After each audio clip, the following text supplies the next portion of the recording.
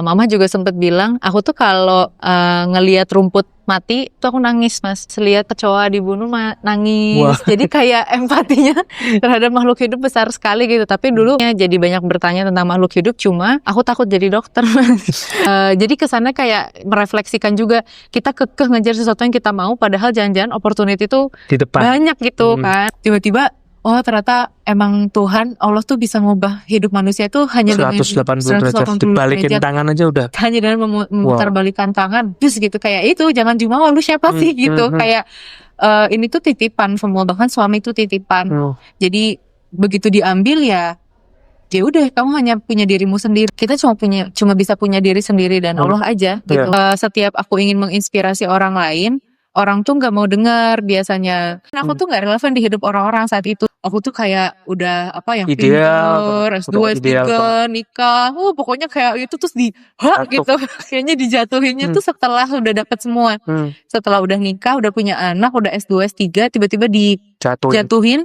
Ternyata di situ efek buat orang lain malah lebih menginspirasi. Bisa menginspirasinya di titik terendah itu ya. Jadi mungkin menurutku ini jawaban Allah juga sih kenapa aku dijatuhin. Ngopi di teras bareng Rian. Ya, selamat datang kembali di Ngopi di Teras bareng Rian. Kali ini kita di Bandung. Kita bareng dengan Ici. Iya. Ici ini adalah owner dari Delci Patisserie ya. Jadi Delci kalau teman-teman yang ke Bandung mungkin udah pernah mampir ke Delci. Ya tahun ini tempatnya pindah ya. Iya, Ici. kita sekarang di Dago ya teman-teman. Di Dago. Mungkin yang lalu tempatnya masih jauh dulu di Antapani. Di Antapani, sekarang di Dago ya. Kita lagi di Delci-nya juga, tadi udah nyobain cake-nya juga. Baru pesan belum dimakan. Jadi nanti dimakan ya. Ya, oke, siap. Ya. Jadi kita bakal ngobrol-ngobrol soal kehidupannya Ici yang mungkin cukup up and down. Iya.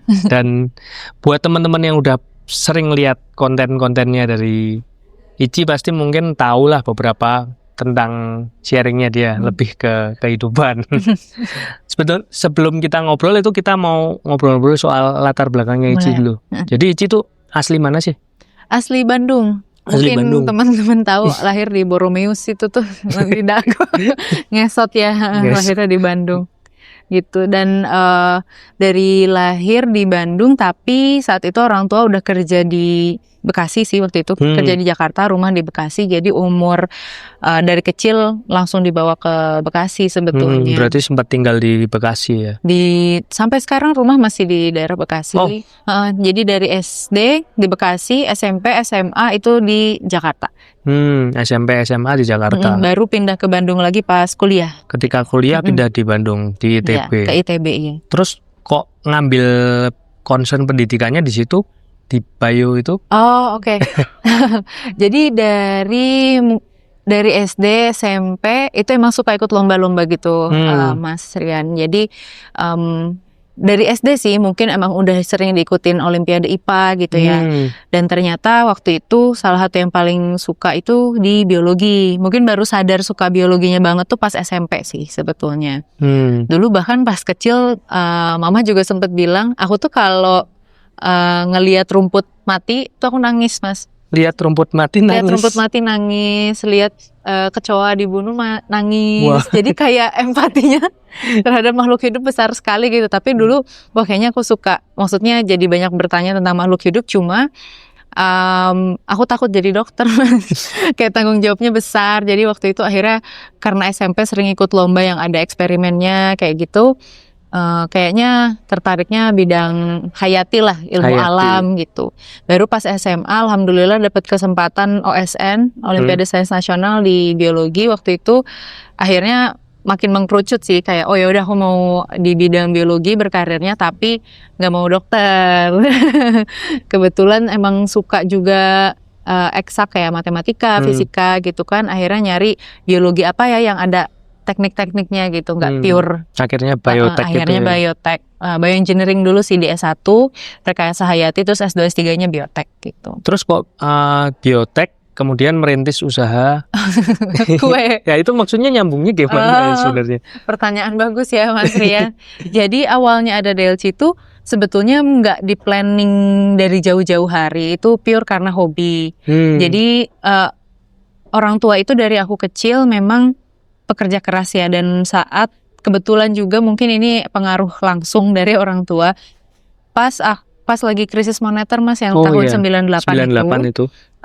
Kan orang tua pekerjaannya jadi terganggu, pasti ya gaji dipotong drastis, akhirnya mereka harus usaha sendiri. Nah mama papa tuh dua-duanya bikin kue terus dijualin di toko-toko.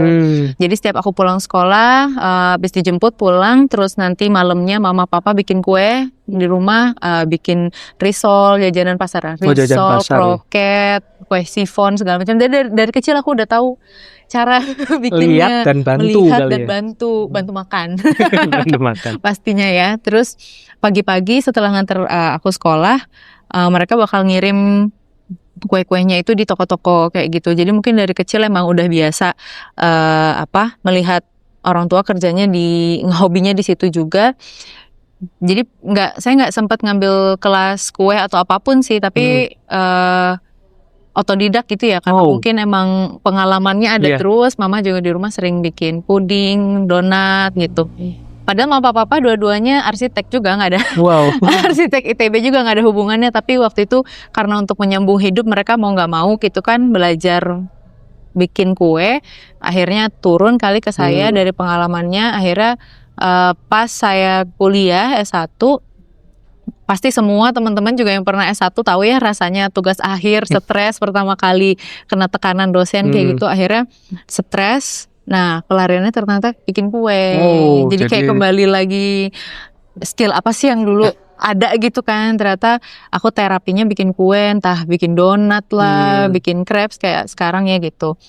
Terus uangku habis Mas, gara-gara cuma beli bahan gitu kan. Tapi waktu itu takut jualan, jadi dibagi-bagi aja. Belum pede jualan. Cuman dibagi-bagi mah. Nggak berani ngitung uang gitu loh Mas. Kayak bisnis kan beda lagi ya. Akhirnya ngasih ke teman-teman tuh gratis kayak gitu. Terus akhirnya papa bilang kalau kamu ngasihnya gratis cuma-cuma terus, uangmu habis, nggak akan sustainable nih hobinya gitu kan. Minimal dijual lah gitu. Jadi kamu bisa ngerjain hobi tuh nggak ngabisin uang. Dari situ lah. Jadi dikit-dikit terus ternyata penggemarnya banyak, udah mulai punya partner. Kok kayaknya promising ya gitu. Ya udah akhirnya dijalanin aja gitu. Memang jadi sebenarnya nggak ada hubungannya, nggak linear sama sekali kalau sama bidang karir di akademik gitu ya. Cuma waktu itu salah satu yang bikin saya mantep, ya udah si bisnis ini jalanin aja karena cita-cita saya jadi dosen itu sih. Saya jadi dosen tuh tahu. Jadi awal bercita-cita jadi dosen, banyak orang bilang, Ici ngapain sih jadi dosen? Gajinya kecil, like say kayak gitu ya. Semua orang tahu lah. Itu udah bukan rahasia gitu ya, udah rahasia umum gitu.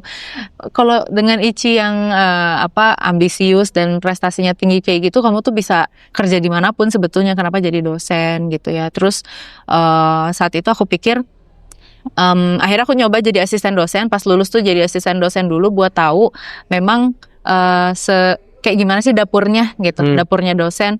Dan ternyata di situ aku belajar bahwa akhirnya aku ngambil keputusan kalau aku mau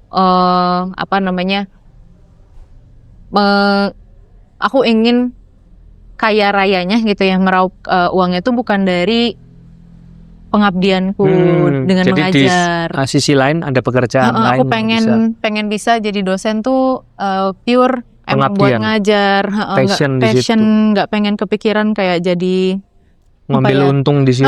Jadi agak nggak nyambung aja sama suara hati gitulah ya. Tapi kan kita harus realistis, yang namanya hidup harus berjalan, tetap butuh uang. Jadi saya pikir waktu itu ya kali bisnis ini bisa mensupport finansial kayak gitu. Jadi ya siapa tahu ternyata sampai 10 tahun sekarang masih ada Delci-nya gitu ya. Jadi seperti itu sih, mungkin nggak linear tapi sebenarnya saling mendukung. Iya, siap.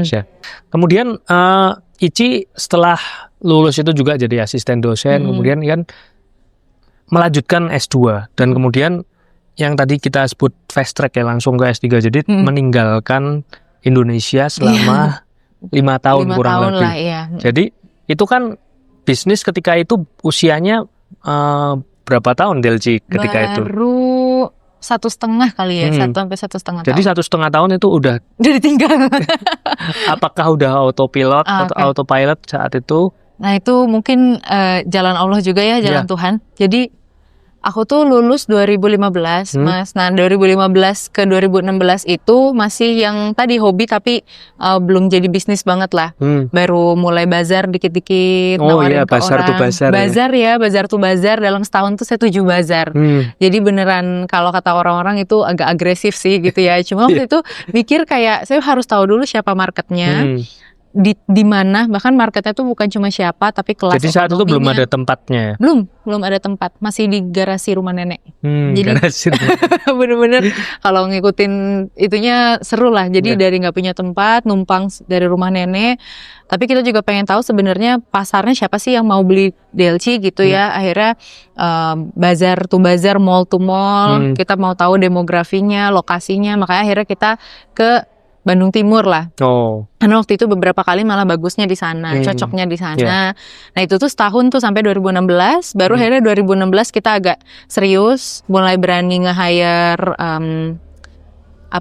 staff kayak gitu ya. Karena udah nggak bisa aku lagi. Nah di tahun itu juga aku mulai, aku lulus 2016 awal deh. Nah 2016 itu setelah aku lulus, aku jadi asisten dosen itu yang aku bilang. Karena cita-citaku kan jadi dosen.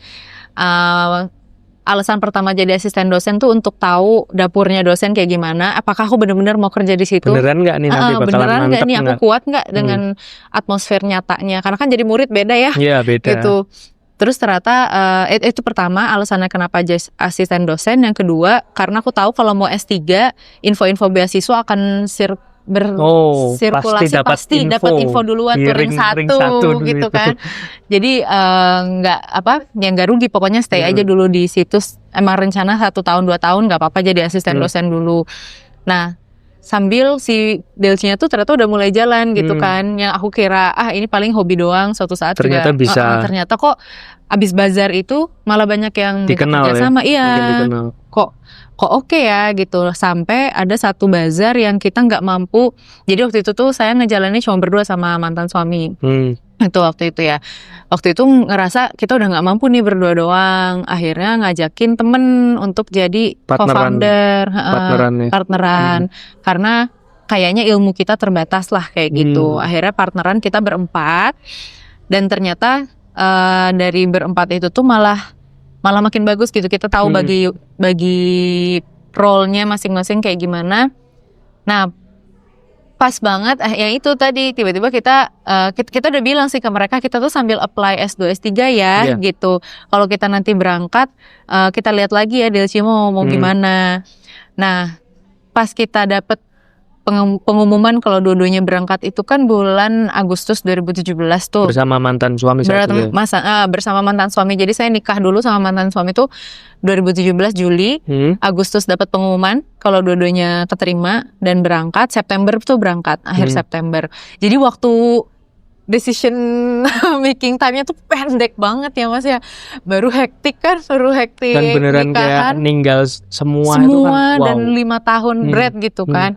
Nah akhirnya tuh saya bilang, saya sama mantan suami bilang ke 2 partner saya yang lain, dan sih kalau mau stop nggak apa-apa loh aku bilang gitu. Karena saya ngerasa bertanggung jawab ya. Ini nih saya, saya yang giring kalian berdua ke sini tiba-tiba disuruh ngerjain. Saya bilang nggak usah, kita tutup aja, tunggu aku 5 tahun, pulang lagi kita lanjutin deh aku bilang gitu. Mungkin di sana aku bisa sambil ngambil kursus segala macam. Ternyata mereka yang nggak mau, si 2 partner ini yang nggak mau. Tapi kita udah ada marketnya, dia bilang potensinya udah ada. Terus akhirnya kita deal, oke jalanin dulu setahun dengan Ici dari sana gitu bantu. Jadi aku tetap bantu ke Instagram. Pokoknya jarak jauh. Media sosialnya. Media sosial kan gak harus di tempat ya. Pokoknya dari jauh Ici tetap bantu. Kita lihat setahun kalau ternyata nggak works, kita selesaikan gitu. Ternyata setahun oke, malah tambah oke. Jadi setahun itu malah staffnya nambah mungkin 2 kali lipat. Jadi waktu ditinggal tuh leverage. Iya bener, mungkin nggak tahu Mas Rian, mungkin kalau dalam bisnis gitu ya. Awalnya kalau owner masih di situ tuh kita pengen segala macam kita yang ngelakuin, ada ego kita. Tapi begitu kita delegasikan orang tuh malah lebih berkembang. Betul. Ide-idenya mungkin beda. Jadi malah jadi banyak hal-hal yang mungkin sebenarnya terbatas di aku, ternyata di mereka tuh lebih bisa kreatif, jadi sense of belongingnya lebih tinggi daripada aku yang di situ gitu kan. Akhirnya aku bebaskan, waktu itu aku nggak ada target apapun, ekspektasi sama mereka, pokoknya kalau kalian masih nyaman jalan, kalau enggak nggak usah gitu. Kaget aja sih ternyata pertama kali kita punya toko itu tuh masih nggak punya waktu itu, masih rumah Masih di garasi doang, itu ya? masih di garasi, pindah ke rumah kecil tuh juga nggak ada dine-in-nya. Malah pertama kali sampai ada dine-in pas saya nggak di sana gitu. Wow. Berhasil sampai bisa punya toko yang di Antapani gede sendiri itu pas saya nggak ada, malah saya nggak datang tuh grand launching Zoom saya. Grand launchingnya saya sebagai owner hadirnya Zoom. Jadi ya terharu juga sih kalau ternyata jadi kalau ditanya orang gimana sih Ci kok bisa ninggalin bisnis tapi masih jalan gitu kan, nggak mungkin kalau bukan karena partner itu sih. Thanks to partner. Jadi dan pasti juga karena Tuhan ya, karena Allah, karena puji bisa Tuhan. ketemu sama orang yang pasti itu susah banget. Ya itu jalan Tuhan sih. Iya kan, aku sering ngobrol sama teman-teman yang punya bisnis, masalah mereka pasti di orang. Iya betul. Kepercayaan itu susah sekali. Trust ketemu nggak cocok, uang dibawa lari apa segala macem gitu. Jadi itu yang saya nggak bisa. Kalau teman-teman tanya gimana bisa dapat partner, aduh beneran nggak ngerti gimana ya gitu. Itu jalan Tuhan gitu. Cuman Tuhan yang Kita tahu. cuma bisa usaha aja gitu, jaga hubungan baik gitu. Tapi ya kedepannya kayak gimana izin Tuhan sih betul. Jadi selama 5 tahun di Jepang itu Ici sempat pulang-pulang ke Indonesia atau full 5 tahun di sana? Sempat pulang tapi mungkin 2 tahun sekali.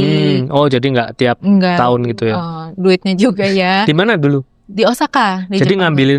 ngambil keputusan ngambil di sana penjurusannya? Oh oke.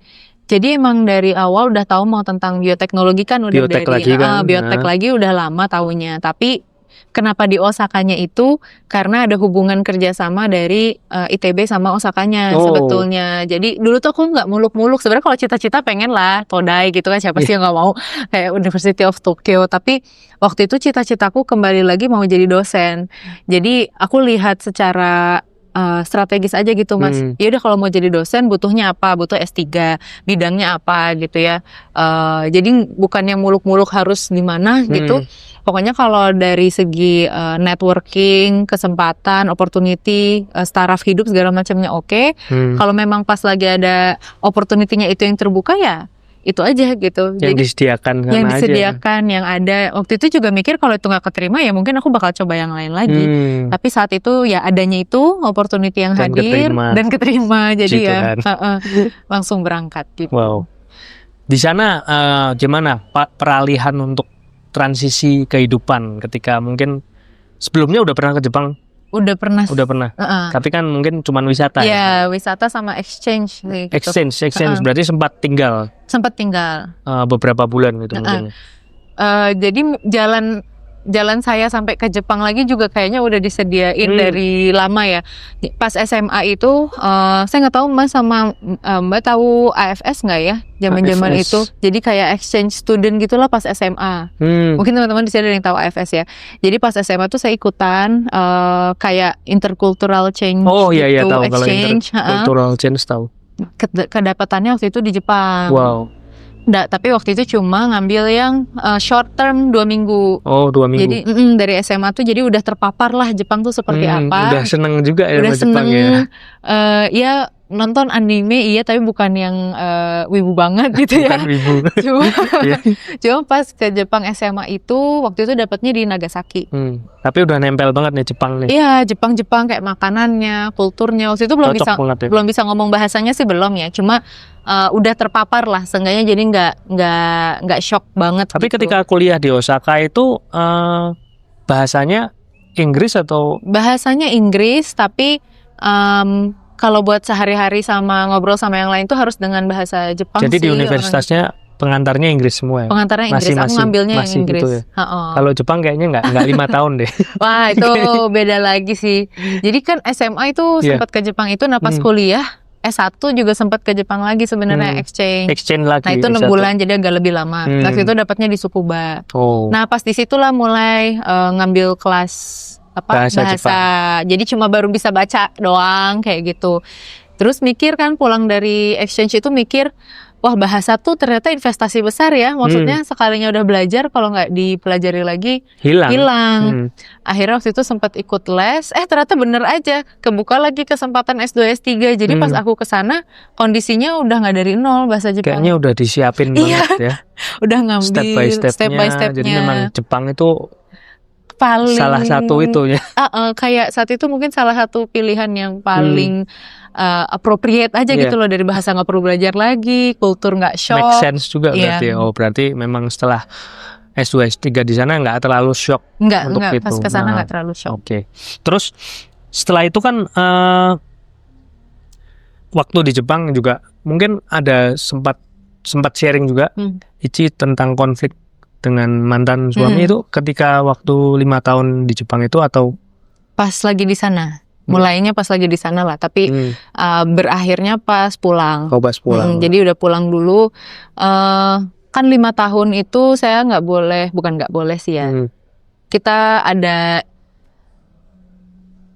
kesepakatan nggak mau punya anak dulu. Oh iya. Karena ada satu dan lain hal sih, agak politik juga, tapi intinya untuk menyenangkan semua pihak dan menyamankan proses S2 S3-nya juga biar nggak banyak konflik gitu ya. Akhirnya ya udah kita nggak punya anak dulu, tapi nanti setelah S3 kalau udah lulus ya pengennya segera mungkin gitu punya anak. Jadi waktu itu bahkan itu jadi salah satu motivasi saya buat lulus cepet juga. Alhamdulillah saya tuh termasuk yang lulusnya bahkan lebih cepat dari seharusnya, kan 5 tahun harusnya ya. Jadi 4,5 tahun tuh udah lulus S3. Sensei, saya udah bilang, sensei kalau gitu saya boleh hamil ya, aku bilang kayak gitu. Boleh punya anak, terus katanya iya boleh. Jadi saya udah bisa nulis disertasi dan paper tuh nggak perlu ke lab lagi katanya. Jadi intinya risetnya, eksperimennya udah selesai. Sisanya tuh bisa dikerjain di rumah. Ya, karena kayak kalau gitu. lab mungkin waktu hamil juga ada kendala juga di situ. Riset-riset di laboratorium juga kan. Pasti kan kayak bahan-bahan terpapar itu ya bahaya juga untuk Ichi ketika itu. Itu salah satunya, dan yang lainnya juga pasti ada lah ya. Akhirnya ya udah, alhamdulillah 4,5 tahun selesai langsung benar hamil. Jadi waktu itu saya lahiran. Posisi masih di Jepang? Masih di Jepang itu. Jadi lahiran dulu, apalagi waktu itu agak ini juga sih, agak emosional juga. Pas lahiran itu pas COVID. Wah itu. Jadi orang tua nggak bisa datang. 2022 saya lahirannya, berarti dari 2021. 2022 tuh berarti waktu era Omikron. Iya. Saya nggak hafal bahkan. Iya kira-kira. Gitu. Jadi 2021 saya hamilnya ya. Di Jepang itu kan baru hype-nya 2020-an ya. Jadi 2021 pas hamil itu beneran ya orang tua nggak bisa datang, saya nggak bisa pulang. Bener-bener makanan lockdown, juga susah gitu ya. Beneran lockdown dan akhirnya pas lahiran 2022 itu sendiri, nggak ditemenin siapapun, nggak boleh, nggak ada keluarga satupun, temen itu nggak ada. Dan di negara yang asing. Di negara yang asing, dan di sana di Jepang itu kalau hamil 7 hari nggak boleh keluar. 7 hari nggak boleh 7 hari nggak boleh keluar. Jadi dari lahiran. Kayak tradisinya di sana ya? Atau kayak kebiasaan atau? Bukan tradisi sih, lebih monitoring. Monitoring. Kayak SOP-nya begitu. SOP-nya di sana memang jadi harus kalau ibu baru melahirkan itu tuh harus stay dulu di sana untuk memastikan janinnya, bayinya itu sehat. Terus bahkan ikut pelatihan si ibunya tuh, harus ikut pelatihan memandikan bayi, menyusui. Pokoknya 7 hari tuh kayak. Mereka concern banget ya soal itu. Sangat. Dan bahkan mungkin yang bagusnya adalah karena mereka itu nggak mau baby blues ibunya. Iya betul. Jadi setelah lahiran tuh kalau misalkan memang harus bayinya dijaga dulu sama suster, mending dijaga suster. Gitu. Jadi ibunya tuh boleh istirahat dulu. Dipastikan psikologi ibunya aman dulu. Secara psikologi aman. Dia lebih takut ibunya pulang ke rumah bawa bayi ibunya. Bahaya gitu. Betul, bisa gila. Karena kan di Jepang nggak ada pembantu ya.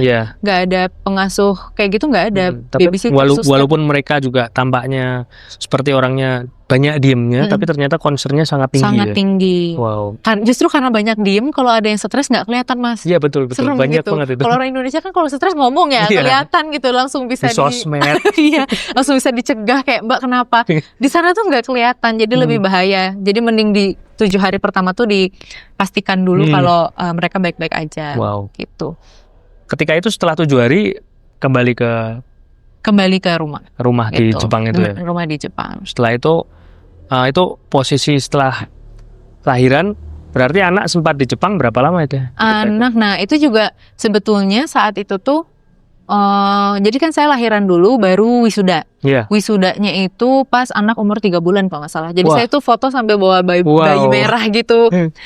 Sebenarnya saat itu kalau udah mau pulang udah boleh kan, udah lulus ya. Iya, iya. Tapi anaknya nggak boleh naik pesawat kan, masih 3 bulan. Harus berapa bulan? 6 ya? bulan 6 minimal lah ya? saya amannya. Jadi sempat tinggal lagi Mm-mm, extend. Jadi iya bener extend jadinya. Jadi nunggu, sebetulnya itu tuh nunggu anak boleh naik pesawat. Kan bikin visa dulu. Iya, Aduh, bener. pokoknya hal-hal yang kayak teknis loh itu bikin Dan masih visa. new normal itu posisi. Iya, Jadi belum, memang benar-benar. nggak segampang sekarang kayaknya. Pas wisuda itu aja akhirnya orang tua boleh datang tuh ngurus surat ini apa Susah, sih? Iya, surat kunjungan kayak gitu-gitu. Jadi bukan yang bahkan nggak bisa datang sebagai turis. Jadi datangnya sebagai invited gitu. Harus lewat diundang. visa, harus diundang, ada Visanya. surat gitu. Dan di situ tuh akhirnya ya udah sepakat kita nunggu 6 bulan dulu sampai anaknya bisa naik pesawat dengan aman. Walaupun katanya sih sebenarnya ya at your own risk ya, anaknya mau dibawa juga umur berapapun oke. Tapi waktu itu ya salah satunya juga visa sih, dia belum punya paspor, nggak bisa terbang, jadi bikin dulu gitu. Jadi sampai awal MPASI lah, saya masih inget tuh akhirnya baru terbang waktu itu. Wow. Nah yang menarik juga, kan saya dari awal emang cita-citanya jadi dosen ya, di balik ke ITB gitu. Tapi selama saya di sana S2 S3 5 tahun itu, saya selalu nyari bukaan dosen tuh nggak pernah ada di ITB. Kayak susah banget ternyata cari lowongan nggak ada. Dulu tuh apa saya terlalu muluk ya pengen di ITB, atau yaudah deh nyari di univ lain gitu kan. Tapi nyoba deketin dosen, nyari info tuh nggak ada sama sekali 5 tahun tuh ya.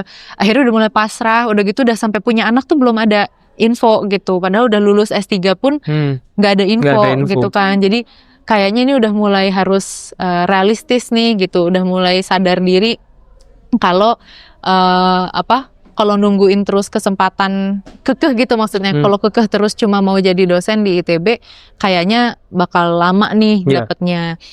Akhirnya udah mulai, ya namanya Allah gitu, Tuhan mungkin tahu, ya udah aku pasrah deh apa aja kayak gitu ya. Yang penting bisa punya pemasukan. Toh kan cita-citanya jadi dosen, nggak pernah sebenarnya spesifik. Bukan dosen ITB. Sebenarnya tuh yang aku berdoa cuman tuh dosen doang. ITB tuh kayak ya pengen cuma sebenarnya kan dari segi role atau peran tuh pengennya dosennya gitu. Akhirnya aku mulai melepaskan gitu loh, kayak oke lah mau di mana aja yang penting bisa kerja, karena ini udah ada bayi. Jadi udah bukan tentang ego pribadi lagi, udah kebutuhan anak gitu yang jadi tanggung jawab saya waktu itu. Gak lama abis memasrahkan diri tuh tiba-tiba dapet tawaran. ITB? Enggak, belum. Oh, bukan. Dapet tawaran swasta di Jakarta. Itu mikir kan langsung galau, aduh mau masih usahain ITB tapi belum tentu ada bukaan, atau mau ngambil yang ini tapi takut kalau ini diambil nanti aku gak bisa lagi, kalau buka gimana. Betul, jadi kayak kekhawatiran itu ada. Cuma ya balik lagi, oke lurusin niat aku tuh kerja buat apa gitu, maksudnya cita-citanya ini untuk apa, ITB-nya tuh apa gengsinya doang kah, atau ya kayak gitu kan. Akhirnya refleksi akhirnya nanya ke orang tua, udah ambil aja, kamu nggak tahu kapan rezeki datang lagi gitu ya. Itu beneran lewat LinkedIn aja di chat gitu loh. Jadi kayak yang 5 tahun aku susah banget nyari, tiba-tiba ada di LinkedIn kan.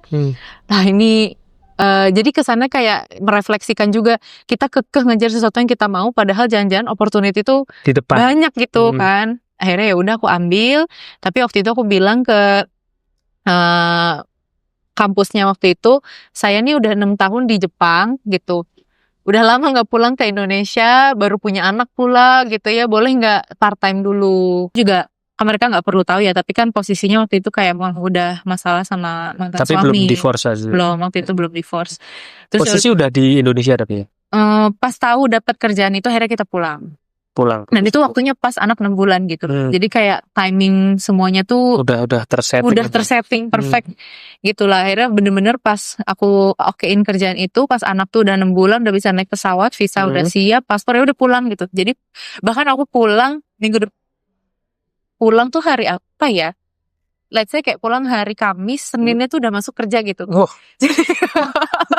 Jadi kayak secepat itu karena dia minta cepat. Bahkan aku tuh udah mulai ngajar online gitu loh dari Iya, sebelum iya, aku pulang. Zoom Eh, gitu ya di sana. Iya, dari Testing Zoom. gitu. Betul, testing dulu. Udah gitu kan kelasnya tuh itu tuh kampus swasta internasional, jadi full bahasa Inggris kayak gitu. Ngajarnya waktu itu mata kuliahnya Mirip-mirip sih, bioproses juga. bioproses. Bioproses, ada bioproduk masih Masih itu. nyambung. Terus ya udah akhirnya langsung kerja dengan kondisi masih ASI kan. Iya, iya. Jadi pompa-pompa di kantor kayak gitulah, merasakan perjalanan Jakarta yang macet. Itu untuk bisa kerja, bangun harus pergi aja tuh jam 5 kayak gitu ya. Jadi anak tuh dititip ke orang tua. Itu juga waktu itu alhamdulillah banget baru nyampe karena aku tahu minggu depannya udah harus kerja. Jadi aku udah harus dapat babysitter secepat mungkin gitu ya. Susah ya itu. Itu susah banget. Jadi aku mendarat, besoknya langsung wawancara. Jadi langsung aku screening beberapa tuh langsung wawancara. Terus alhamdulillah dapet dan langsung baik banget. 2 tahun tuh nggak ada masalah. Dia juga keluar tuh karena mau nikah gitu. Terus orang-orang juga pada nanya, Ici gimana? Dapetnya kok langsung cocok? Ya itu. One time try. Itu kayak jalan Tuhan lagi. Itu bener-bener nggak tahu. Kayak beneran kalau kayak jodoh sama orang tuh kayaknya Ici tadi cerita soal partner juga. Iya. Terus soal babysitter itu harus disadari juga kan. Betul. Orang susah ganti-ganti dapat partner ganti-ganti. Misal dapat ART ganti-ganti, dapat babysitter ganti-ganti. Tapi dapat orang yang tepat dan sekali shot itu aneh banget sih. Itu aku ngomong berkat Tuhan, anugerah Tuhan benar-benar. Dan kita harus sadari. Kalau nggak sadari cuman bilang apa? Hoki. Benar. Hoki nih. Aku hoki terus nih. Nggak nyadar yang ngasih itu. Yang ngasih betul. Nah, kalau hoki ngerasanya jadi jumawa Iya, gitu. betul. Karena aku kayak gitu kan. Betul. Karena kalau beberapa kali usaha baru dapat oke lah gitu ya. Ini one shot tuh aneh gitu. Dan setelah itu 2 tahun ya kerjanya. Yang ART yang pertama 2 tahun dan itu benar-benar baik banget. Sampai sekarang masih kontak. Ya gitulah. Gitu. Dari situ udah ganti yang lain. Nah barulah dari situ coba gonta-ganti kayak gitu. Jadi at least kan tapi yang pertama paling penting. Iya betul. Karena saat itu apalagi pas saya pulang dari Jepang itu tuh nggak lama, mungkin sekitar 6 bulan setelah itu kan pisah. Jadi kondisi emosi tuh lagi down-downnya, lagi depresi-depresinya, lagi sedih-sedihnya. Itu kalau saat itu babysitternya bermasalah itu kayaknya itu support. Wah, itu jadi support system juga babysitter. Dia bahkan tahu banget kondisi saya waktu itu. Jadi bahkan nggak perlu diomongin. Kalau dia tahu saya udah mulai kayak tatapan nanar dan kayak nangis gitu. Dia langsung ngambil bayi, langsung keluar. Jadi dia bilang, maksudnya dia juga nggak mau saya kepikiran bayinya, dan dia juga nggak mau bayinya jadi rungsing ngeliat saya kayak gitu. Jadi dari gestur aja langsung. Betul, dia langsung keluar dan dia nggak pernah kayak nanya-nanya kayak gitu. Akhirnya ya alhamdulillah.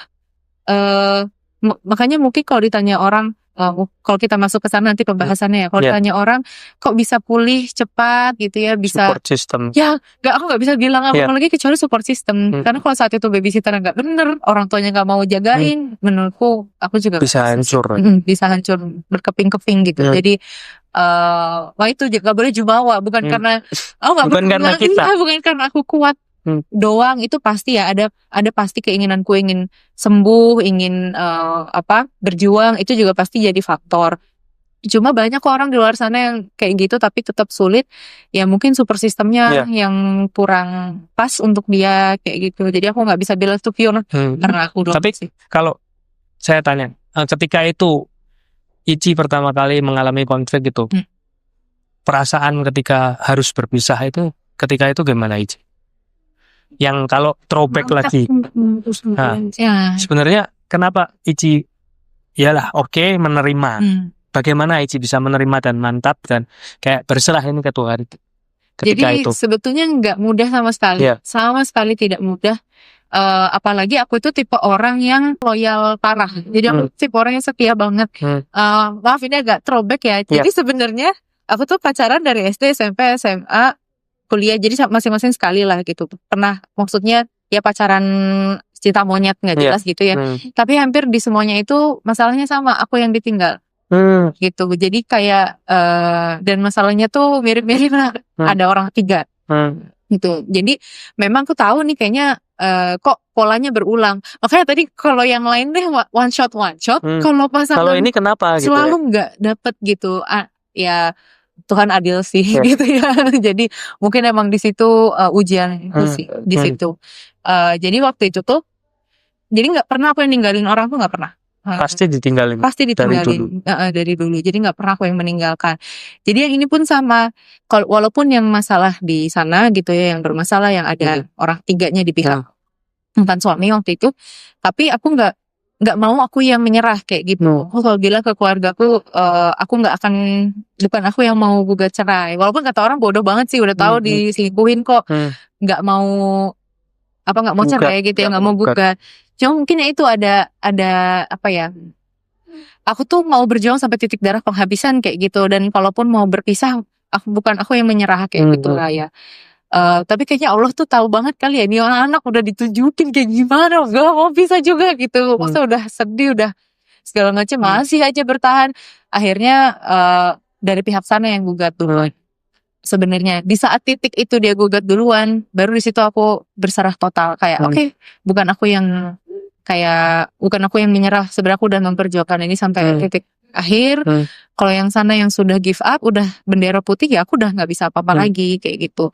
Dan tapi untuk sampai sana pun aku paham, aku tahu aku udah melakukan banyak hal sih, udah ke psikolog beberapa kali, psikolog pernikahan juga, konseling, terus udah terapi bahkan aku pun gitu ya, udah mencoba berusaha apa sebutannya mediasi sama dia gitu. Jadi bukan aku diam aja juga, dan di titik dia udah mulai nggak pernah muncul lagi kan, ke anakku juga udah mulai hilang.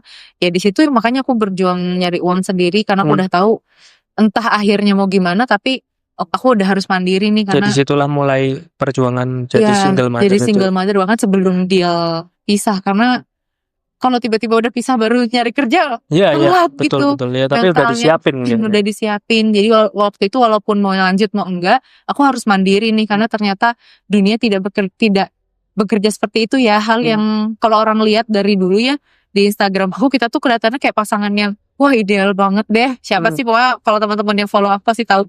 Pokoknya kayaknya tuh couple goals banget. Dan aku nggak pernah merasa ada masalah sebelum itu. Jadi kayak 4 tahun 5 tahun pertama tuh nggak pernah ngerasa ada masalah. Kayak impian banget sebenarnya orang-orang lihat kayak gitu ya. Tiba-tiba oh ternyata emang Tuhan Allah tuh bisa ngubah hidup manusia tuh hanya dengan 180 derajat, dibalikin tangan aja udah. Hanya dengan memutarbalikkan tangan. Terus gitu kayak itu, jangan jumawa lu siapa sih gitu. Kayak ini tuh titipan semua, bahkan suami tuh titipan. Jadi begitu diambil ya udah, kamu hanya punya dirimu sendiri. Dan kamu harus tetap melekat sama yang di atas. Nggak boleh malah jadi marah-marah atau apa gitu ya. Waktu itu tuh malah aku ngerasanya kayak pas akhirnya aku berusaha berdiri sendiri gitu, ya itu malah jadi inget kalau kita cuma bisa punya diri sendiri dan Allah aja gitu. Kayak kayaknya ya selama itu SD, SMP, SMA aku berkali-kali dikasih ujiannya sama, ditinggalkan sampai sekarang pun masih gitu ya. Aku percaya ada pelajaran yang mau Allah kasih ke aku sampai ini tuh berulang gitu. Dan itu masih dicari. Masih ya kayaknya aku udah mulai ketemu udah titiknya udah kelihatan. Ya udah mulai kelihatan sih gitu. Karena kalau aku sampai dipertemukan dengan orang-orang yang let's say toxic atau red flag, akunya pasti berarti menarik orang-orang seperti itu. Pasti ada andilku juga gitu. Betul. Jadi kita juga nggak boleh kayak nyalahin dunia terus gitu. Selesaikan dulu karena energi itu kan attract ya. Kalau aku berulang kali itu Kenapa? Berarti aku ini juga ada sesuatu what's wrong with me, sampai yang datang ke aku tuh orang-orang seperti itu juga. Itu makanya ini sebenarnya dari aku cerai sampai sekarang aku masih mencari dan masih berusaha menemukan apa yang what's wrong within me, yang harus diperbaiki, yang jangan sampai kalaupun nanti aku menikah lagi jangan terulang lagi. Jadi diselesaikan dulu dari dalam dirinya Ici dulu, nanti ketika itu selesai Ici percaya pasti akan diberikan yang terbaik lagi. Dan itu sih salah satunya adalah ngerasa jumawanya itu kayaknya yang harus dilepaskan, dan ngerasa kalau sadar bahwa semua tuh titipan, bahkan pasangan, keluarga, sampai titik aku akhirnya menganggap anak pun cuma titipan gitu. Jadi saat aku punya anakku sekarang Mia itu ya, yang aku olah rasa tuh ya jangan sampai aku attach tuh sama dunia gitu, attach tuh sama orang, materi, walaupun tuh anak sendiri gitu ya. Kalau Mia nanti nggak ada pun ya aku tetap harus hidup, jangan sampai kan ada orang yang let's say ibu-ibu yang dia bertahan hanya untuk anak, ya tapi betul. begitu anaknya nggak ada terus Hilang arah. hilang. Justru ibu Kamu hilang gimana? arah. Betul. Betul. Jadi jangan sampai juga pasti aku tidak bisa bohong, sekarang aku berjuang pulih nomor satu karena anak, karena Mia, tapi aku juga menanamkan ke diri kalaupun dia tidak ada, itu tuh hak Allah gitu. Ya, betul. Itu hak Tuhan. Jadi jangan sampai aku ikut hancur juga kayak gitu. Wow. Ya. Sebenarnya kalau Ici sendiri mulai ngonten itu sejak kapan sih? Oh ya. Kalau ngonten yang nggak serius. Iya. Maksudnya sekarang kan lebih konten-kontennya Ici lebih ke refleksi diri. Terus memberikan ini bisa mulai menyadari, terus itu direfleksikan dan di-sharingkan ke orang biar itu. Kalau mulai yang dulu dari awal-awal itu. Aku ingat aku baru pertama kali bikin Instagram itu sebelum nikah. Jadi postingan pertama tuh foto nikahan lah kayak gitu awal-awal.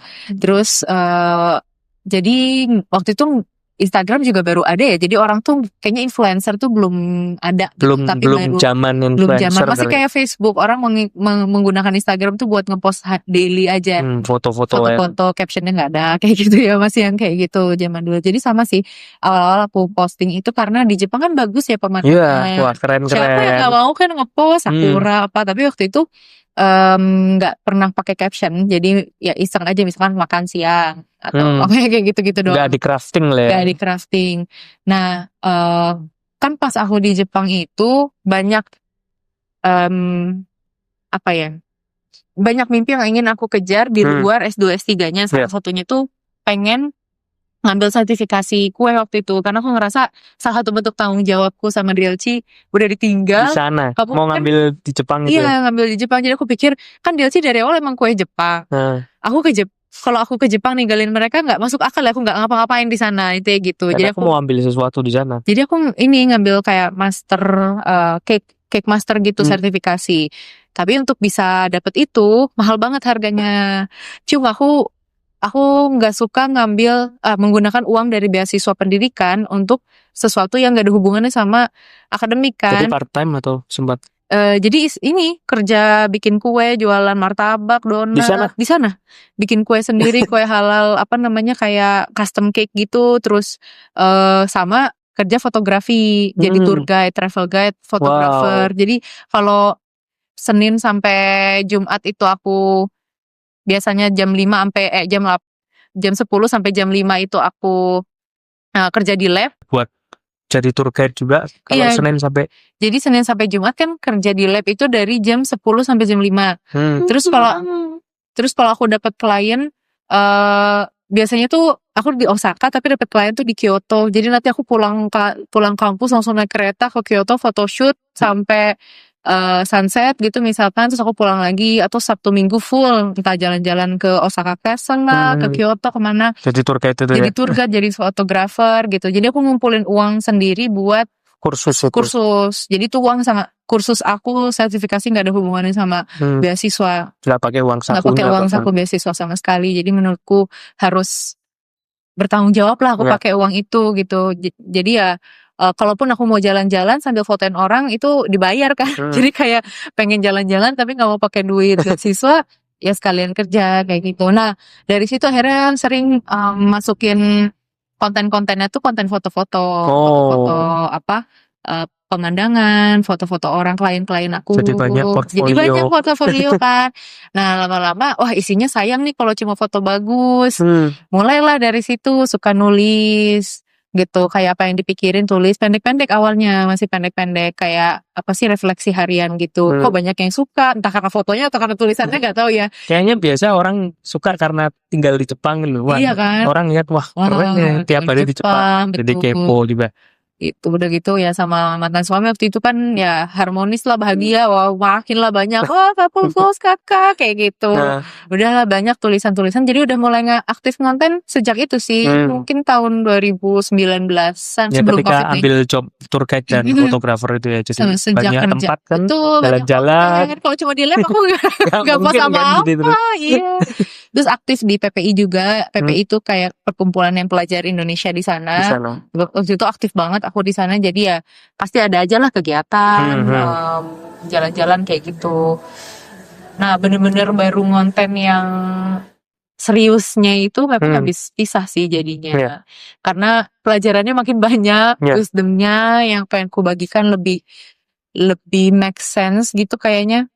Terus mungkin aku mau cerita sedikit ya. Iya. Dulu tuh dari SD, SMP, SMA kan aku suka ikut lomba banyak. Iya. Terus aktif lah anaknya, orang bilang mah ambis gitu ya. Tapi setiap aku ingin menginspirasi orang lain, orang tuh nggak mau dengar biasanya. Jadi kayak apa? Aku kan bahkan aku dari SD, SMP, SMA itu ranking 1 terus Wow. gitu. Jadi kayak yang apa? Ranking 1 terus ikut lomba segala macam gitu ya. Akhirnya setiap aku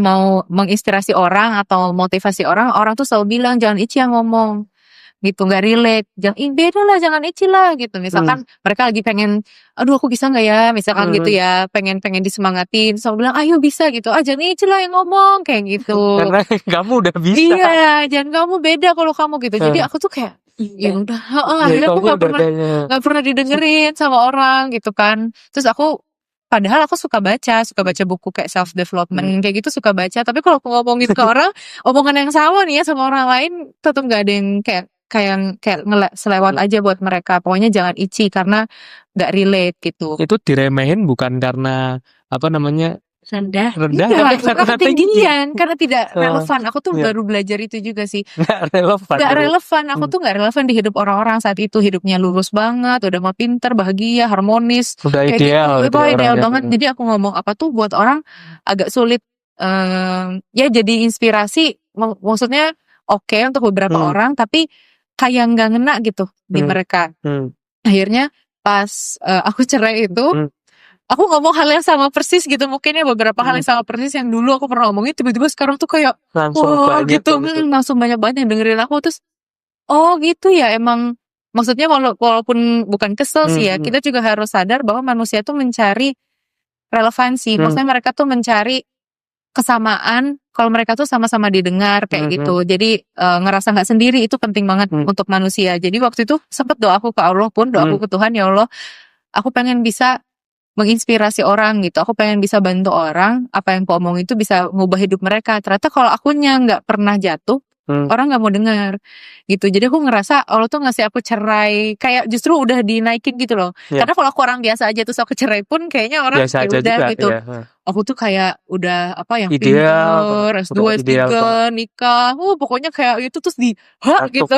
Kayaknya dijatuhinnya tuh setelah udah dapet semua. Setelah udah nikah, udah punya anak, udah S2, S3, tiba-tiba dijatuhin. Ternyata di situ efek buat orang lain malah lebih menginspirasi. Menginspirasinya di titik terendah itu ya. Jadi mungkin menurutku ini jawaban Allah juga sih kenapa aku dijatuhin, karena sekarang aku lebih banyak wisdom yang bisa aku bagikan, orang bisa ngerasa relate. Sekarang aku bisa bilang sedih tuh apa, orang tuh ngerti. Bahkan mungkin orang tuh ngerasa kamu lebih sedih dari aku ya ternyata kayak gitu. Dulu tuh sampai chat orang awal-awal pas aku akhirnya divorce kan, waktu itu tuh awal aku nggak mau ngomong di Instagram. Ya masih tertutup gitu. Dan takutnya kayak jual kesedihan gitu loh. Trauma juga masih. Tapi waktu itu tuh keselnya gara-gara mulai banyak yang nge-DM, Ci aku ngelihat suami kamu jalan apa ini, udah males tuh kan. Waktu itu justru mungkin karena mereka nggak tahu mas waktu itu kalau aku udah pisah. Jadi aku pikir, akhirnya aku pikir kayaknya aku harus announce deh, karena kalau enggak mereka akan selalu bola liar kemana-mana. Takutnya jadi fitnah kayak gitu kan. Iya, betul. Akhirnya aku bilang ke mamaku gitu, kayaknya aku harus speak up gitu. Jadi waktu itu ingat banget abis umroh. Jadi umroh setelah cerai itu sih memang pas lagi butuh kembali ke Tuhan gitu ya, butuh kembali ke Allah. Akhirnya aku beraniin diri ngepost kalau aku tuh udah pisah, jadi biar orang-orang nggak nanya-nanya lagi. Terus ya bener as expected, kayak ternyata Ici manusia juga ya, gitu ya, bisa gagal kayak gitu loh. Jadi kayak ternyata kamu juga, aku nggak nyangka ternyata kamu aja bisa kayak gitu. Gitu karena aku kayak ya udah sih gitu, maksudnya dari dulu juga sebenarnya aku sering gagal, cuma orang nggak lihat aja gitu kan. Sekarang kayaknya tuh udah jadi tontonan umum kegagalanku, malah sekarang aku ngomong hal yang mungkin dari dulu aku udah omongin, dulu mah nggak masuk, sekarang orang lebih relate. lebih menerima gitu. Jadi aku ambil itu sebagai hikmah juga aja. Jadi mungkin memang kondisiku harus seperti ini dulu buat bisa bantu orang lain. Banyak orang dan lebih banyak didengar orang dan lebih menginspirasi, Betul. bisa bantu orang lain. Kalau dulu kayaknya nggak dianggap orang kayaknya. Betul. Agak dianggap Ketinggian dewa kan? kali ya gitu ya. Jadi jangan Ketinggian, ngomong gitu. tapi begitu memasrahkan diri ke Tuhan, ternyata diajak turun. Dia turun, betul. Nih kamu jadi manusia Ditarik lagi. Ditarik loh. Iya, betul. Ketika ngasih tangan, oke Tuhan aku mau Tuhan, ternyata kok Iya, ternyata caranya tuh begitu. ekstrim Ekstrim sebenarnya. ya. Iya. Makanya kalau menurut aku, kalau orang suka nanya, menurut Ici kegagalan itu apa? Aku tuh nggak pernah mendeskripsikan gagal tuh sebagai hal yang negatif ya gitu. Kalau manusia tuh pokoknya, ya kan term gagal itu cuma ada di manusia sebetulnya. Intinya gagal itu adalah kita tidak mendapatkan sesuai ekspektasi aja gitu. Tapi ternyata yang tadi Mas Rian bilang aku dijatuhkan turun tuh emang gitu jalannya gitu. Mungkin kita ngelihatnya jatuh ya, tapi kalau kata Tuhan, kata Allah jalan-jalan sebenarnya lurus aja betul. gitu. Nggak ada tuh jatuh tuh, nggak ada. Emang dari awal desainnya aku akan cerai gitu. Jadi buat manusia aja itu kelihatannya turun. Secara duniawi itu kayaknya kayak ada hilang. Grafiknya ada, cuman Betul. walaupun itu kan menunjukkan semua. Iya, betul. Makanya. itu kayak ya vulnerability-nya dari siapa? Dari Ici sendiri kan kelihatan kan. Jadi tadinya orang lihat, duh, orang kok bisa ya happy terus ya. Benar. Orang kok bisa ya happy terus. Mungkin kalau dulu banyak yang iri. Kalau sekarang kan mungkin banyak yang doain. Betul, amin ya Allah. Betul. Amin. Terus kita balik lagi tadi kan setelah ngambil mastery baking ya. Nah itu terus bisa diaplikasikan ke Delji ketika balik? Jadi pas ngambil mastering di sana itu aku ngambil resepnya. Salah satu yang aku pelajari itu resep ya. Jadi kan cara, walaupun sama-sama kue, apa ya, mungkin Mas Rian pernah makan kue ulang tahun tuh yang sponge gitu ya. Ternyata cara bikin orang Indonesia sama Jepang tuh beda. Ada resep-resep yang berbeda lah, teknik yang berbeda, dan itu yang aku kayak jadi ordal aja. Nih resepnya aku bawa ke sini. Walaupun di sini nanti disesuaikan lagi karena bahannya juga beda, Mas. Bahannya beda, suhu sih. Suhu. Oh iya, betul. Paling ngaruh. Susah ternyata. Susah untuk bisa bikin kue seringan dan sesoft yang ada di sana karena suhunya di sana. Karena nggak terlalu panas gitu ya. Kalau di sini pengen bikin kue kayak gitu di bawah Gojek bentar udah udah leleh, udah hancur gitu. Jadi mungkin memang ada penyesuaian itu pertama. Sama sebenarnya lebih kayak branding juga sih, image, kayak aku bisa majang sertifikat kayak tokennya kayak gitu ya untuk ngasih trustworthy ke customer. Jadi menurutku ya pasti ada ngaruhnya sih. Jadi dampaknya bisa ke sana gitu. Oke. Terus selain setelah ini kembali lagi ke mental, soal mental health ya. Jadi setelah Ici tadi perjalanan pulih, terus sering sharing juga, itu Ici juga sharing tentang pentingnya kesehatan jiwa raga dan untuk berolahraga. Ada kan itu, Kak? Aku tadi pagi baru lari. Jadi mulai dari dulu memang suka olahraga atau mulai ketika pemulihan itu baru mulai atau gimana? Iya. Jadi terima kasih loh Mas Rian bertanya ini, karena pas kalau ngomongin ini cuma kayak tempatnya selalu tentang mental terus, jarang orang nanya tentang fisik ya. Jadi pas aku sebenarnya awal aku olahraga dan sadar kesehatan tuh karena aku ada tumor, Mas. Jadi dari SMP itu tuh biasa kan anak-anak suka diajarin cara ngecek tumor gitu lah kalau ada benjolan dari SMP dari SMP. Terus pas SMP akhir tuh sebenarnya udah mulai ada kerasa di dada lah waktu itu ya. Tapi gak berani bilang ke mama karena takut, malu juga, takut nanti diapain gitu kan. Tapi pas SMA tuh mulai ngerasa kok bener nih kayaknya nggak kayak benjolannya tuh nggak normal. Akhirnya berani bilang ke mama, terus kita aku di mamografi. Pas dicek benar ada benjolan ternyata, tapi tumor jinak waktu itu FAM ya, fibroadenoma lah. Terus saat itu mama tuh nggak mau diangkat. Kalau dari dokter nyuruhnya tuh diangkat. Tapi mama bilang nggak mau karena ada anak teman mama yang diangkat tuh malah jadi ganas, Oh. si tumornya metastasis gitu kan. Akhirnya mama bilang udahlah kita ke dokter alternatif aja. Jadi traditional Chinese medicine gitu lah ya. Oh, pakai obat-obat. Pakai obat-obat Cina Cina herbal. Dibawalah ke sana terus akhirnya aku minum kayak pokoknya sehari tuh bisa yang seliter gitu, pahit lah banget. pokoknya. Sampai temen aku bilang kamu bawa apa sih, itu kayak kencing kuda katanya, kayak bau gitu kan. Tapi akhirnya aku minum itu SMA bawa kayak gitu tiap bawa hari. itu tiap hari. Wah. Beneran dari pagi udah diseduhkan. Jadi kalau dibuka tuh kan Baunya sekelas. sekelas. Ya khas banget lah herbal Iya, Cina itu. herbal Cina. Terus waktu itu tapi aku ngerasa kayak dari dokternya tuh bilang udah kalau nggak mau diangkat tapi atur makan kayak gitulah ya. Akhirnya kita ke nutrisionis. Dari SMA itu Dari ya. SMA udah nanya gimana sih biar nggak makin besar kayak gitu. Kan kalau traditional Chinese medicine-nya mungkin cuma buat biar nggak makin parah gitu kan. Tapi lifestyle yang harus dijaganya apa waktu itu. Akhirnya bilanglah ke ahli gizi. Aku inget banget pokoknya dibilang kamu nggak boleh makan kamu cuma boleh makan apa itu Bu di pohon, pokoknya kayak gitu kan. Apa yang kamu lihat di pohon itu doang yang bisa dimakan, terus kamu nggak boleh daging merah gitu. Terus aku tuh suka banget roti, sampai aku bilang kan roti kan gandum, dok boleh makan roti nggak? Emang kamu lihat ada roti menggantung di pohon, dia bilang gitu. Terus oke, aku ngerti maksudnya, pokoknya nggak boleh diproses apapun kayak gitu. Dulu Proses food nggak boleh. Dulu tuh belum ada kan bahasan Nggak ada. SMA tuh 2000. UPF itu belum ngetren sama sekali belum. Aku masuk SMA 2008. Iya kan 2008 tuh belum ada omongan whole food, ultra proses tuh belum ada. Jadi waktu itu kayak maksudnya pokoknya apa yang di pohon itu yang dimakan, gak boleh ada proses-proses gitu. Ya kalau misalkan kalaupun proses mini misalkan kayak kentang direbus, nasi kan beras dikukus kayak gitu boleh. Akhirnya aku cuma makan tuh sehari brokoli, wortel rebus, gak boleh pakai garam. Gak makan protein itu. Protein boleh dada ayam, gak boleh merah aja. Jadi dada ayam, ikan, itu kan terus nasi, telur rebus. Pokoknya makan gitu doang. Sampai kalau ke sekolah tuh suka dikatain diet ya Ici gitu lah ya, karena aku nggak mau bilang kalau aku ada tumor. nggak ada yang nggak tahu, nggak ada yang tahu kan, nggak enak ngomong apalagi payudara kan gitu.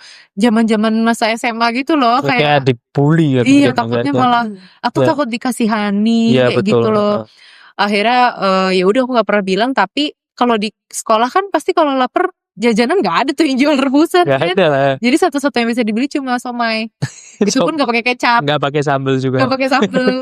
Somai polos kayak gitu. Itu tantangan terbesarnya justru saat itu adalah kalau aku diajak jalan sama teman-teman tuh aku nggak bisa ikut makan. Terus kayak jadinya aku suka dikatain aneh gitu. Dilihat aneh. Kok nggak mau sih makan, diet banget, nggak gitu juga kali sampai digituin lah. Akhirnya kalau udah sampai kayak gitu aku baru bilang maaf banget, bukannya nggak mau. Aku cuma bilang 1-2 orang, terus nanti baru mereka yang kayak ya udah nggak apa-apa, ya udah kita nggak bilang nanti ke yang lain deh, Ici bebas aja mau kemana kayak gitu. Terus nah karena itu juga akhirnya aku tuh suka dibilang kan sama ahli gizinya harus olahraga. Itu tuh aku sebenarnya nggak suka olahraga dulu, belum lah. Dari SMA nggak suka dari olahraga. SMA awal tuh belum. Akhirnya aku mencari unit pas di SMA tuh yang fisik. Supaya ekstrakurikuler yang nyari yang fisik supaya sekalian gitu. Akhirnya aku tuh paskibra pas SMP. Wah, push up, lari gitu kan, itu lumayan ngaruh lah. Jadi dengan si obat Cina itu, sebuah jamu Cina, terus makannya pola makannya bagus, terus olahraga paskibra ya. Udah itu nggak ini kan, sekalian emang jadi diet tuh, berat badan apa jadi udah ya badannya sehat, jadi sehat kan, mau nggak mau karena diajarin si tumor itu tuh makan dari lemak kita gitu. Jadi kalau kamu membesar badannya, tumornya ikut membesar gitu, jadi barengan gitu. Dan tapi saat itu aku udah ngerasa kayaknya 3-4 bulan makan cuma kayak gitu, terus aku anemia. Kekurangan makanan karena nggak ada darah, karena nggak ada daging merah. Aku tuh tensi darah rendah. Anemia. Lemes banget gitu kan, aku anemia. Akhirnya makanya ya udah makannya agak dibandelin sedikit, dilosin sedikit, tapi olahraganya makin. Jadi kayak harus seimbang lah. Nggak apa-apa mau makan daging merah misalkan atau yang gorengan tapi kan nggak terus. Tapi olahraganya dijaga. Tapi sejak itu aku jadi lidahku tuh sudah berubah. Apa yang kata orang enak buatku tuh udah berubah, karena buat aku tuh bahkan nyemek brokoli kayak rebusan nggak pakai garam tuh lebih enak rasanya dibanding kayak yang Jadi pas di Jepang juga gorengan. cocok juga ya. Cocok banget. Jepang kan bumbunya nggak terlalu Gak ada rasanya gitu. Nah pas kuliah akhirnya sama nyari unitnya yang fisik juga. Waktu itu marching band jadinya. Tapi kan kalau kuliah nggak ada yang masakin aku ya, udah mulai susah tuh kan, mulai jajan. Tapi akhirnya makanya harus dibarengin olahraga kayak gitu. Dari situ sih mungkin mulai sadar pentingnya sehat, tapi tanpa masih belum belajar dari luar ya, cuma kayak pokoknya aku nggak mau tumornya membesar. Ya cuma ikut dokter apa katanya dokter aja kayak gitu. Pas di Jepang alhamdulillah makan kejaga, jalan kemana-mana. Wah iya kan itu mah udah nggak makanan sehari-hari kayaknya. Sempat akhirnya nyoba di mamografi lagi pas di Jepang buat dicek gitu. Katanya iya masih ada.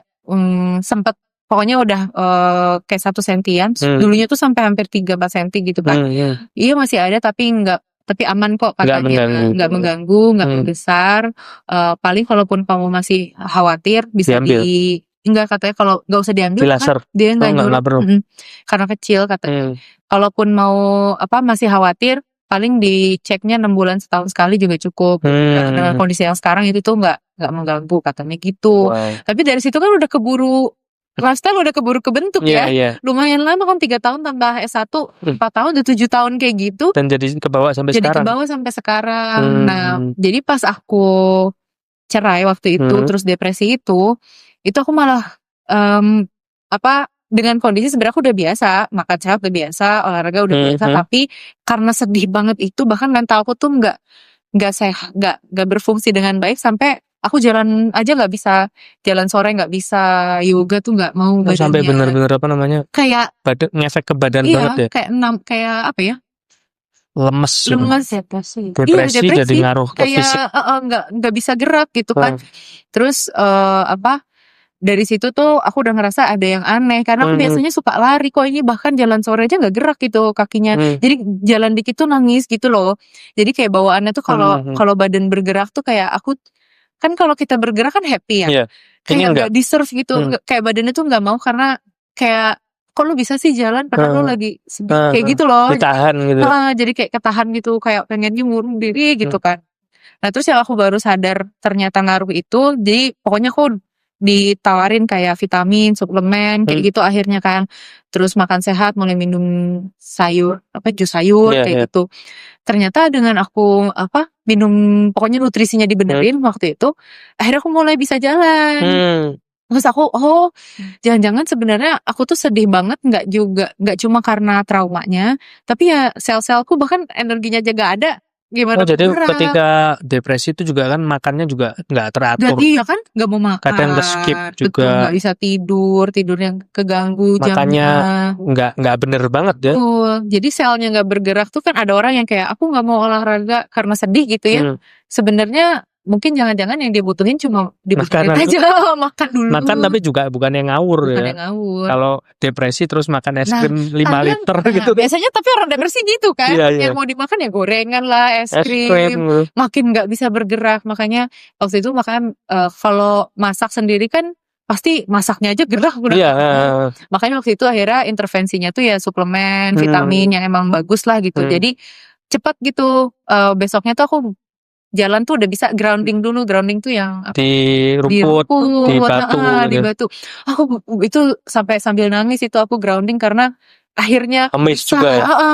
Yang tadinya bener-bener nangis terus, akhirnya aku bisa pagi-pagi ngeliat matahari tuh udah bisa bersyukur. Ngerti kan rasanya gitu. Tadinya kan wah kayaknya hidup tuh berat gitu. banget. Pokoknya ini kayak gak ada akhirnya kayak gitulah.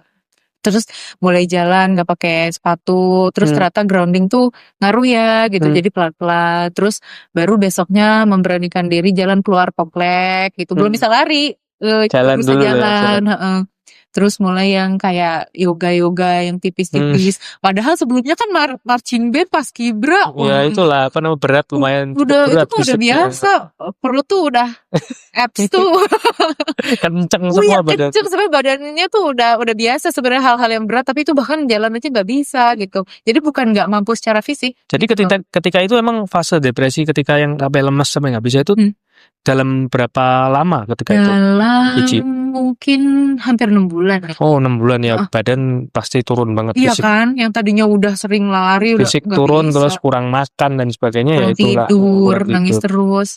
Itulah akhirnya dimulai dikit-dikit. Itu juga jadi aku berolahraga bukan karena pengen kurus, nggak ada hubungannya gitu ya, bukan karena disuruh orang juga enggak gitu, tapi karena beda gitu rasanya kalau udah jalan sore, terus udah mulai waktu itu aja yoga cuma bisa berapa? 10 menit habis itu udah kayak gitu kan. Kayak Ya 6 bulan kayaknya udah rest nggak iya, ngapa-ngapain udah nggak terus itu. ngapa-ngapain, makanya akhirnya pelan-pelan lagi mulai lari dikit-dikit. Waktu itu lari cuma di treadmill gitu biar keatur pace-nya. Jalan, lari kayak gitu. Nah, terus aku ikut terapi juga Mas beberapa kali. Ada satu terapi yang namanya TRE, tension release gitu ya. Tension release. Dan ternyata si tension release terapi itu bentuknya kayak senam. Aku juga baru tahu. Jadi misalkan kita kayak apa ya, wall sit tau gak yang duduk Iya, di itu? duduk di Ternyata kayak sandaran gitu gerakannya, wall sit, terus kaki butterfly pose kayak gitu-gitu ya.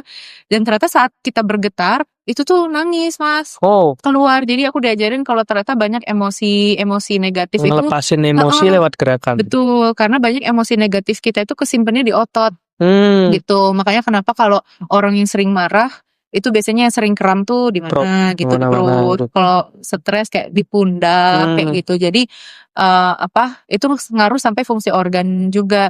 Nah si terapi itu tuh ngelepasin itu. Terus aku pikir pantesan selama ini tuh aku nggak mau setiap aku lari aku nangis, setiap gerak nangis gitu. Jadi nggak mau, kebayang nggak? Karena aku takut apa nih gitu. Jadi malah nggak mau. Ternyata malah harus digerakin biar keluar. Release emotion. Jadi aku sering dulu treadmill tuh sambil dramatis banget juga kan gak ada orang. Kan pakai apa? Pakai anduk tuh. Yeah. Jadi kalau orang enggak kok ini keringat. Gitu. Padahal itu tuh lari sambil nangis. Bombay banget, Iya, lari Bombay kali. Padahal kayak lucu aja sih. Sengaja emang biar dilepasin gitu, dirilis. Wow. Sampai ya alhamdulillah akhirnya udah mulai bisa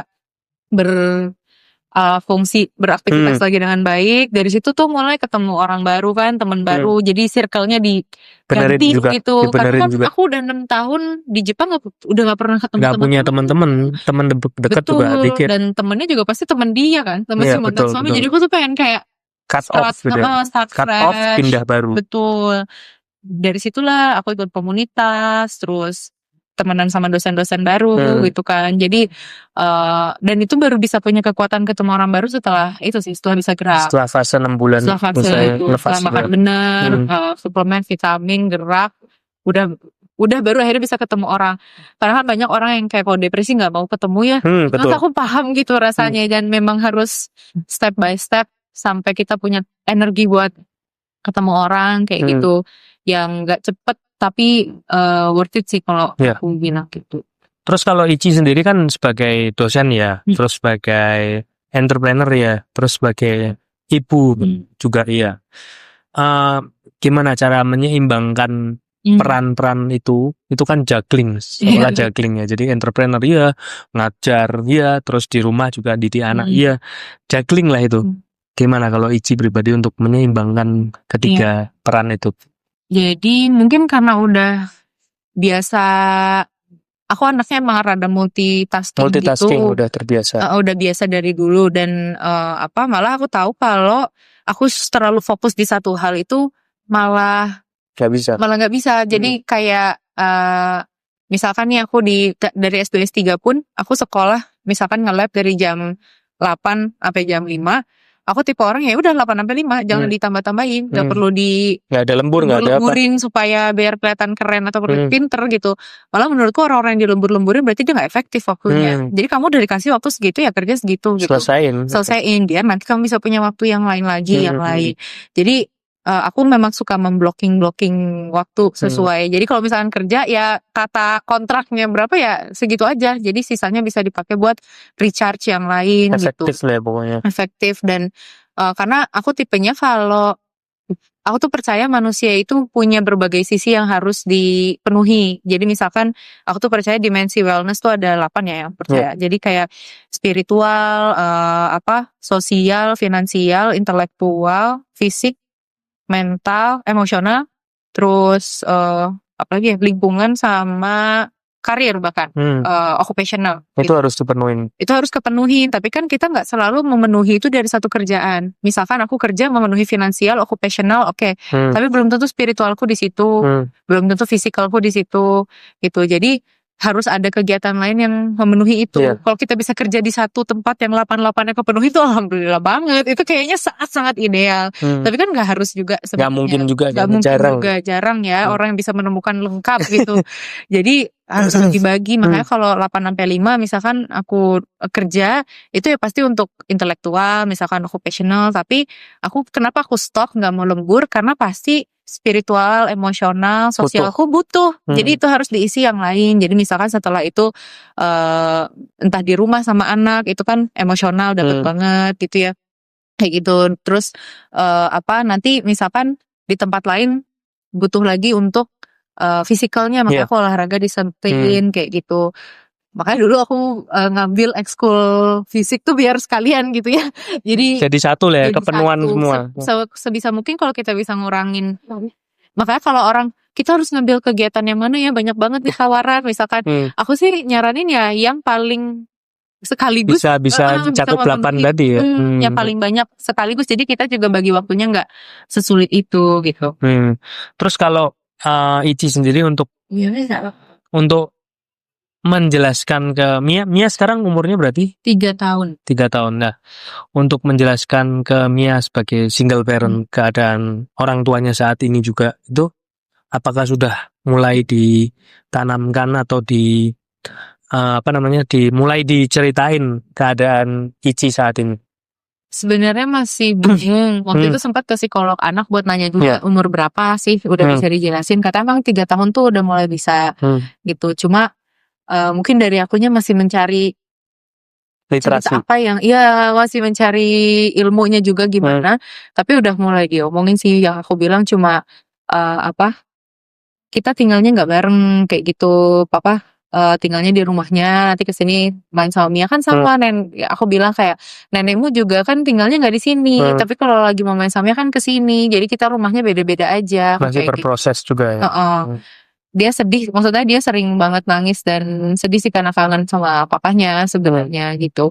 Tapi kalau aku tuh dibilang sama psikolog anak jangan juga memberi harapan bahwa bapaknya kan pulang. Katanya itu tuh malah akan merusak dan menyakiti. Kan ada beberapa yang katanya ada yang bilang tuh malah iya papa lagi kerja, ngasih harapan palsu. Itu malah jangan banget. Malah mending bilang aja kalau tinggalnya terpisah.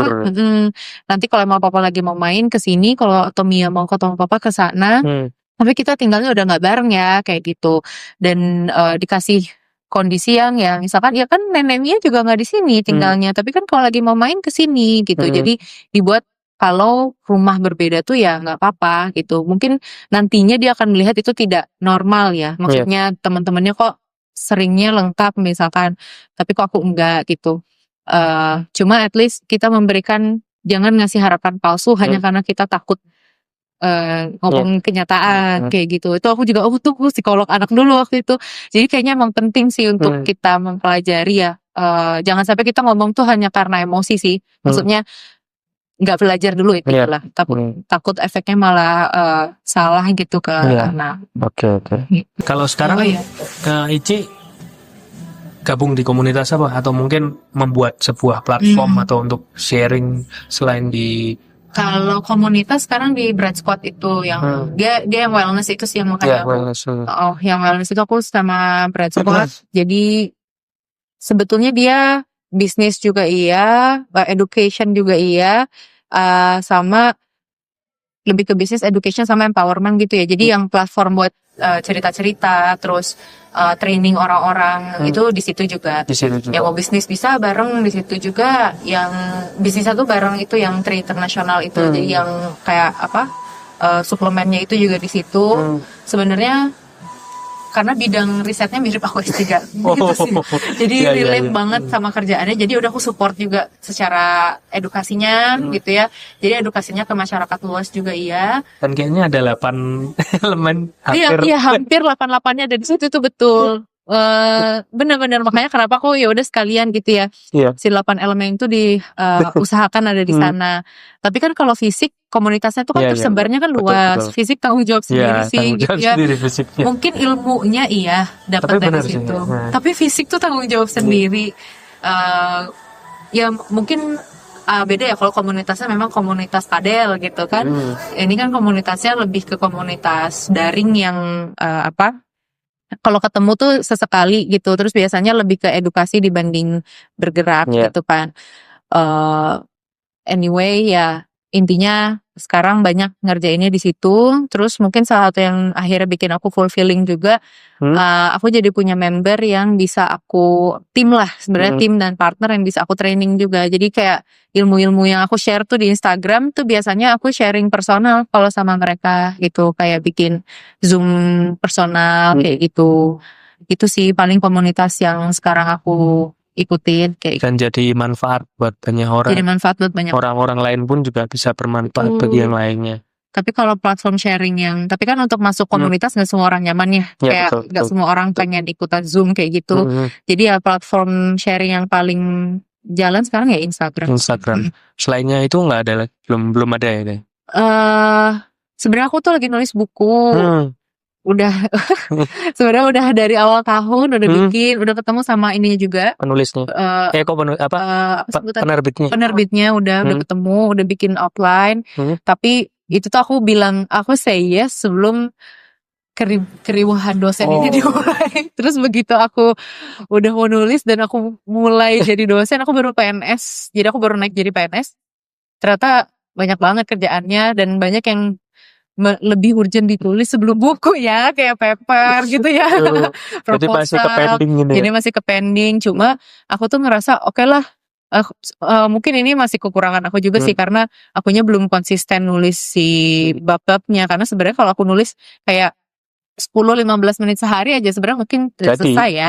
Tuh, tapi kan lagi-lagi masalah priority. Makanya aku nulisnya tuh sekalian di Instagram. Jadi apa yang aku tulis di Instagram itu yang aku bisa aku cicil nantinya tinggal kopas gitu.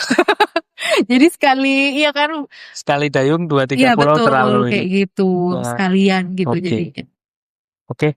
Mungkin kalau dari Ici sendiri ada pesan-pesan nggak buat teman-teman di sini yang mungkin ya permasalahan pasti beda-beda, tapi mungkin sebagai Ici sebagai single mother mungkin ada pesan buat teman-teman yang nonton ini. Buat teman-teman semua, mungkin tadi udah kebahas sedikit sama Pak Nasrian ya. Kalau yang namanya gagal itu sebetulnya konsep manusia, kalau menurut aku. Jadi kalau kata Allah kalau kata Tuhan jangan-jangan nggak ada yang namanya gagal. Emang harusnya jalannya skenarionya semua udah seperti itu gitu. Aku hanya mendefinisikan gagal itu adalah halnya tidak sesuai ekspektasi aku. Hal yang tidak sesuai ekspektasi itu aja. Padahal kenyataannya di dunia ini tidak ada yang pasti sesuai ekspektasi, itu nggak akan gitu ya. Jadi sebetulnya banyak sekali hal di luar kita yang di luar kendali gitu. Yang bisa kita kendalikan cuma diri sendiri. Jadi kalau kita berusaha memaksa semua hal harus berjalan sesuai ekspektasi itu sia-sia menurut aku. Wow. Jadi kalau orang selalu berusaha menghindari kegagalan ya sia-sia dong. Karena pasti kan nggak akan selalu sesuai ekspektasi. Jadi hadapi aja, dijalanin aja gitu. Dan satu-satu yang bisa dikendalin cuma pikiran, perlakuan, sama apa yang kita percayai gitu. Kita bisa milih kok mau percaya apa tuh, kita bisa milih. Gitu. Kita mau memperlakukan orang hari ini baik atau tidak tuh kita bisa milih gitu. Dan apa yang mau kita pikirkan tentang diri kita sendiri pun kita bisa milih. Jadi luka tuh boleh diakibatkan oleh siapapun gitu. Mau orang melukai kita kayak gimana pun kita nggak bisa kendalikan. Tapi bangkit dan pulih itu cuma di tangan kita sendiri sih gitu. Pilihan kita mau apa enggak. Wow. Itu aja paling. Keren banget. Thank you banget Ici buat waktunya. Sama-sama Mas Rian. Nanti kalau kita ada kesempatan boleh ketemu dan ngobrol-ngobrol lagi. Itu aja. Thank you banget teman-teman. Jangan lupa untuk like, subscribe, juga komen dan share video ini, apalagi kalau kamu kenal dengan Ici. Jangan lupa juga mampir di Jelci. Jelci kalau pas di Bandung, karena ya ini nanti habis ini coba ya. Kita langsung jajan ya habis ini. Oke, thank you. Makasih.